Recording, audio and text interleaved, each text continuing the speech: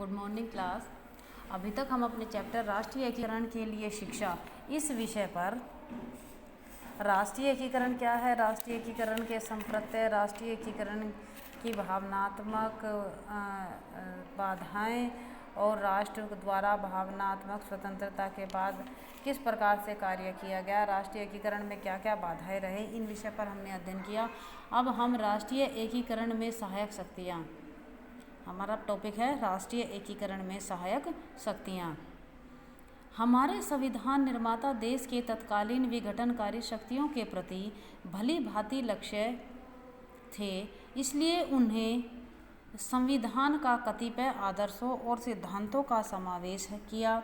वे सिद्धांत एक शक्तिशाली और अखंड भारत के लिए अति आवश्यक हैं। वे आदर्श लोकतंत्र, धर्मनिरपेक्षता, सामाजिक न्याय आदि। हमारे संविधान ने भारत को धर्मनिरपेक्ष राज्य घोषित किया। प्रत्येक भारत को, चाहे वह किसी भी धर्म से संबंध रखता हो, निजी धर्म पालन करने का अधिकार। सरकार के लिए सभी धर्म समान हैं। एक लोकतंत्रीय देश होने के नाते भारत में अपने देशवासियों को बिना भेदभाव के समानता का अधिकार सुनिश्चित करना, यह संविधान देश की प्रत्येक इकाई, प्रत्येक समूह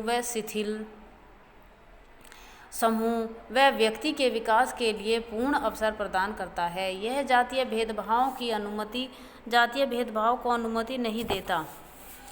इसने विधि द्वारा अस्पृश्यता समाप्त कर दी। यह संवैधानिक प्रावधानों के अंतर्गत समाज के कमजोर वर्गों की सुरक्षा और संरक्षण प्रदान करता है। प्रत्येक समुदाय को अपनी भाषा और संस्कृति सुरक्षित रखने का अधिकार है। नीति निर्देशक सिद्धांत निर्धनों व शोषित के लाभ हेतु उदय करने के लिए सरकार का मार्गदर्शन करते हैं। संवैधानिक प्रावधानों के अतिरिक्त राष्ट्रीय पर्वों का आयोजन देश के कोने कोने में किया जाता है। गणतंत्र दिवस, स्वतंत्रता दिवस, गांधी जयंती हमारे देश के राष्ट्रीय पर्व है। हम सभी एक भारतीय के रूप में इन पर्वों को मनाते हैं। केंद्र और राज्य सरकार नियोजित ढंग से आर्थिक विकास में एक दूसरे का सहयोग कर रही है। भौगोलिक दृष्टि से भी कोई क्षेत्र अपनी आवश्यकताओं की पूर्ति के लिए आत्मनिर्भर नहीं है। देश के एक भाग में पैदा होने वाला खाद्यान्न दूसरे भाग में भेज दिया जाता है। इस प्रकार आत्मनिर्भरता और उपजों का आदान प्रदान न केवल देश की अर्थव्यवस्था में वृद्धि करता है, बल्कि विभिन्न राज्यों की एकता को एक सूत्र में बांध देता है।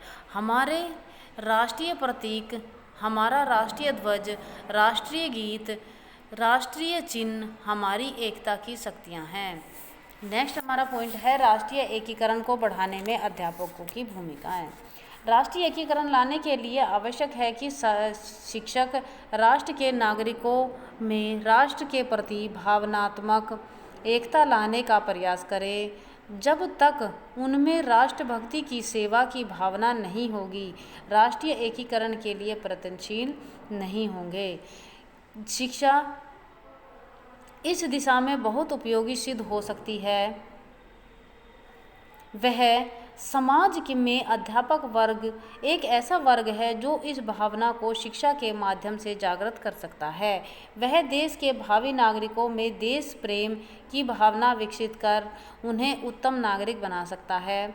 अपने धर्मनिरपेक्ष दृष्टिकोण से वह राष्ट्रवाद की भावना, सांप्रदायिक दृष्टिकोण से छात्रों के संकीर्ण विचारों को समाप्त कर उच्च विचारों को पैदा कर सकता है।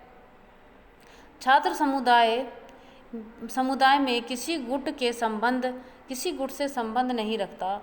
नौजवानों के सम्मुख राष्ट्रीय एकता के लिए रखा गया उदाहरण ही खुशहाली और शक्ति का एकमात्र स्रोत है। उनके द्वारा सोच समझकर की गई शिक्षा व्यवस्था से हम एक हैं, हमारा राष्ट्र है, राष्ट्र सेवा हमारा धर्म है आदि भावनाएं विकसित हो सकती हैं। राष्ट्रीय एकीकरण के प्रति भावनात्मक एकता लाने के लिए अध्यापक की निम्नलिखित भूमिकाएं हैं। पहली हमारी है राष्ट्रीय भावनात्मक एकता। राष्ट्र की सेना अवश्य ही राष्ट्र को बाहरी आक्रमणों से सुरक्षित रखती है, परंतु राष्ट्र की वास्तविक सुरक्षा को आंतरिक दृष्टि से देखा जाए तो अध्यापक को जहाँ तक हो सके विषय वस्तु को पढ़ाते समय उसे राष्ट्र से जोड़ने का प्रयास करना चाहिए। पाठ्यक्रम चाहे कितना भी उपयुक्त हो, विधि संतोषजनक हो, कोई उद्देश्य प्राप्त नहीं किया जा सकता जब तक अध्यापक के पास समुचित ज्ञान, कौशल और उन्हें प्रयुक्त करने के लिए ईमानदारी ना हो। दूसरा हमारा पॉइंट है अनौपचारिक संस्थाओं का शिक्षा में प्रयोग। विद्यालय, स्कूल के कार्यक्रमों में विद्यार्थियों की मदद के लिए अनौपचारिक संस्थाओं की मदद ले सकता है। राष्ट्रीय एकीकरण को बढ़ावा देने के लिए वह समाज से सहयोग ले सकता है और चाहिए भी कि वह समाज से सहयोग ले और उसके द्वारा राष्ट्र एकीकरण की भावना को बच्चों के अंदर उत्पन्न करें। नेक्स्ट हमारा पॉइंट है पाठ्यक्रम। पाठ्यक्रम को पढ़ाने की जिम्मेदारी एक अध्यापक की होती है, इसलिए अध्यापक को चाहिए कि वह पाठ्यक्रम को इस प्रकार से पढ़ाए कि छात्रों में राष्ट्रीय एकता की भावना विकसित हो। नेक्स्ट हमारा पॉइंट है पाठ्य पुस्तकें। विभिन्न पाठ्यपुस्तकों में राष्ट्रीय एकता को विकसित करने वाली बातों का समावेश होता है, इसलिए अध्यापक को चाहिए कि वह उन तथ्यों को उभारे ताकि छात्र उसे भली प्रकार से समझ सके। नेक्स्ट पॉइंट है पाठ्य सहगामी क्रियाओं द्वारा। अध्यापक को चाहिए कि वह विद्यालयों में पाठ्य सहगामी क्रियाओं का आयोजन करे ताकि इससे छात्रों में अच्छी भावनाएं विकसित हो सके। नेक्स्ट है राष्ट्रीय प्रतीकों का पूर्ण ज्ञान। अध्यापक छात्रों को विभिन्न राष्ट्रीय प्रतीकों जैसे राष्ट्रीय ध्वज, राष्ट्रीय गान, राष्ट्रीय गीत आदि की पहचान कराए तथा उनमें संबंधित घटनाओं को बच्चों को बताए और जिससे वे देश के गौरव को बढ़ा सके, इस प्रकार की उन्हें शिक्षा दें। नेक्स्ट हमारा पॉइंट है राष्ट्रीय आंदोलन के बारे में जानकारी देना। प्राथमिक स्तर पर छात्रों का मानसिक स्तर इतना विकसित तो नहीं होता कि वह राष्ट्रीय आंदोलन के पूरे भाग को समझ सके, इसलिए अध्यापक को चाहिए कि राष्ट्रीय आंदोलन से जुड़े लोगों के किस्से तथा कहानियाँ बच्चों को सिखाएं और उनमें उन महापुरुषों के प्रति आदर की भावना विकसित करें। नेक्स्ट पॉइंट है विभिन्न ऐतिहासिक स्थलों का भ्रमण। अध्यापकों को चाहिए कि छात्रों को प्राचीन भारत की ऐतिहासिक इमारतों का भ्रमण कराए तथा उनसे संबंधित तथ्यों को बच्चों को स्पष्ट करने के लिए कहें। नेक्स्ट हमारा पॉइंट है मेलों का आयोजन। विभिन्न राष्ट्रीय पर्वों, स्वतंत्रता दिवस, गणतंत्र दिवस, बाल दिवस आदि पर मेलों का आयोजन किया जाना चाहिए, जिससे बच्चे मेलों को देख करके उससे संबंधित जितनी भी जानकारियां हैं उन्हें प्राप्त हो सके। नेक्स्ट हमारा पॉइंट है राष्ट्रीय पर्वों की महत्ता। अध्यापकों को चाहिए कि बच्चों को राष्ट्रीय पर्वों की महत्ता बताएं और उन्हें क्यों मनाते हैं, कैसे मनाते हैं, उनके मनाने का क्या कारण है, इस विषय में उन्हें समझाएं। नेक्स्ट पॉइंट है धार्मिक पर्वों की महत्ता। अध्यापकों को चाहिए कि वह केवल विभिन्न क्षेत्रों के पर्वों के बारे में बताएं, जैसे ईद, मुहर्रम, दीपावली, गुरु पर्व, बड़ा दिन आदि। इससे छात्रों में विभिन्न धर्मों की उत्सुकता होगी तथा राष्ट्रीय एकता की भावना का विकास भी होगा। ऐसा नहीं है कि बच्चों को सिर्फ उन्हीं त्यौहार के बारे में बताया जाए जो मनाते, बल्कि जितने भी हमारे देश में त्यौहार मनाए जाते हैं उन धार्मिक पर्वों के बारे में बच्चों को उनकी महत्ता बतानी चाहिए।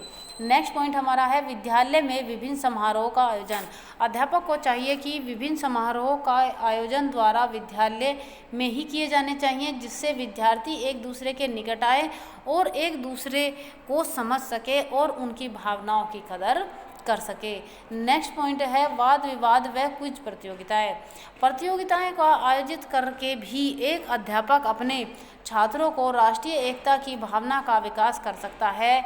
इसके लिए आवश्यक है कि वह वाद विवाद तथा अन्य प्रतियोगिताओं के लिए उन विषयों का चुनाव करे जिससे उन्हें राष्ट्रीय एकता की भावना का विकास हो सके। साथ ही अन्य राष्ट्रीय एकता की भावना से संबंधित अनेक विषयों के बारे में और बताया गया है, जैसे अध्यापक को चाहिए कि एक आदर्श रूप प्रस्तुत करे तथा उनके व्यवहार में विचार, शिक्षण तरीकों से राष्ट्रीय एकता की झलक मिलनी चाहिए। अध्यापक को चाहिए कि वह पढ़ाए जाने वाले विषयों में राष्ट्रीय एकता से संबंधित तथ्यों को शामिल करे। नेक्स्ट, अध्यापक को चाहिए कि विद्यालयों तथा उनके कर्मचारियों से संबंधित उचित व्यवहार करे और छात्रों को देश की विविधता के विषय में बताएं और विविधता में एकता के सिद्धांत से परिचित कराएं। नेक्स्ट देखे जाए तो अध्यापक को चाहिए कि राष्ट्रीय एकता से संबंधित कहानियों, कविताओं तथा कक्षा के पठन पाठन वाचन भी करवाया जा सकता है। वह विद्यार्थियों को राष्ट्रीय एकता, देश प्रेम, देशभक्ति की कविताएं लिखने के लिए प्रेरित करे और कक्षा का वातावरण उचित होना चाहिए। अध्यापक सभी जातियों व धर्मों के बालकों के साथ उचित व्यवहार करें।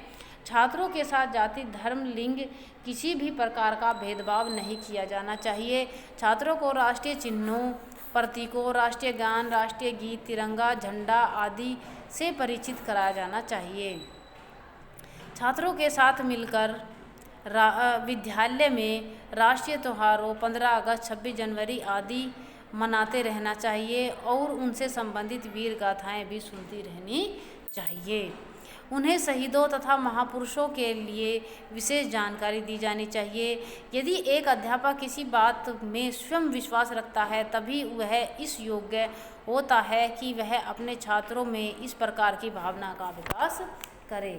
इस प्रकार से यदि हम देखें तो राष्ट्रीय एकता की भावना और राष्ट्रीय एकीकरण का अमोघ अस्त्र है। इसके द्वारा हम बच्चों में राष्ट्रीय एकता की प्रवृत्ति पैदा कर सकते हैं। शिक्षा की व्यवस्था, शिक्षा के उद्देश्य, पाठ्यक्रम और शिक्षकों का चरित्र, शिक्षण विधियां, अनुशासन आदि का आयोजन कर इस प्रकार कार्य कर सकते हैं कि राष्ट्रीय एकीकरण की प्रवृत्ति पर बल दिया जा सके। हमारी पाठ्य पुस्तकें इतनी सोच समझ कर लिखी जानी चाहिए कि उनमें कोई भी ऐसी बात न हो जो राष्ट्रीय विघटन की सूचक हो। और कई बार NCERT व अन्य राज्यों द्वारा प्रकाशित पुस्तकों में से भी आपत्तिजनक बातों को निकालने का प्रयास करते हुए हमें पाठ्यक्रम को ऐसे कार्यक्रम में रखा जाए कि उनमें आयोजन से बालक की प्रेम, एकता और सद्भावना की भावना विकसित हो सके। इसके साथ ही बच्चों आज का हमारा ये चैप्टर समाप्त हुआ। कल हम अंतर्राष्ट्रीय के लिए शिक्षा, अंतर्राष्ट्रीय के लिए शिक्षा का क्या महत्व है, इस विषय पर अध्ययन करेंगे।